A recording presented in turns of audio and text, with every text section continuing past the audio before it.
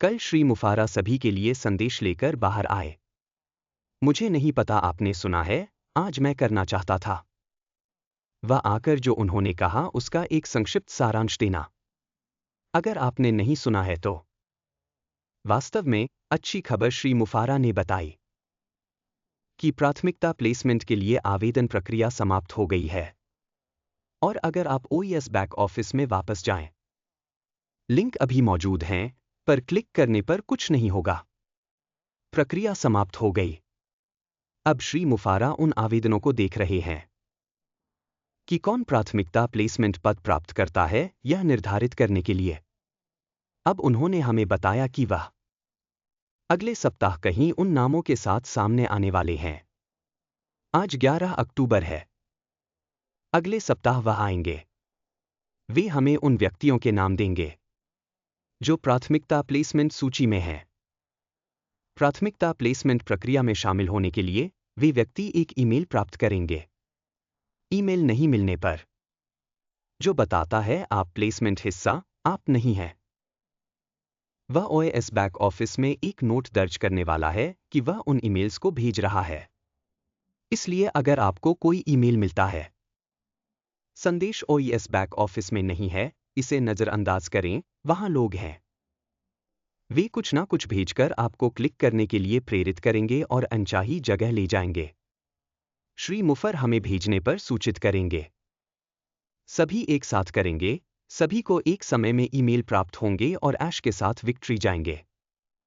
एक पंजीकरण प्रक्रिया होगी जिसमें वे हिस्सा लेंगे, अंदर आएंगे और लिंक प्राप्त करेंगे। दूसरों को ऐश के साथ विक्ट्री में आमंत्रित करने के लिए आप और मैं इसमें शामिल हैं। आप कोई भी व्यक्ति से लिंक प्राप्त करें और बताएं, मैं ऐश के साथ विक्ट्री में आना चाहता हूं। मुझे एक लिंक दें और फिर उस लिंक का उपयोग करके ऐश के साथ विक्ट्री में प्रवेश करें। ठीक है। यही लगभग वह है जो श्री मुफरा ने कल साझा किया था। मैं बस इसे वहां निकलने और फैलाने के लिए चाहता था। बस धैर्य रखें। वह बहुत सारे अनुप्रयोगों से गुजरने के लिए बहुत अधिक काम कर रहे थे, लेकिन उन्होंने हमें अगला सप्ताह वह सूची मिलने के बारे में बताया और हम ईश्विल के साथ जीत की ओर बढ़ेंगे। हम सभी प्राथमिकता स्थान के लोग वहां जाते हैं, आप और मैं भी जाएंगे। किसी से लिंक प्राप्त कर आश के साथ जीतेंगे। अब वहां से फिलहाल हमें जो कुछ भी पता है वही है।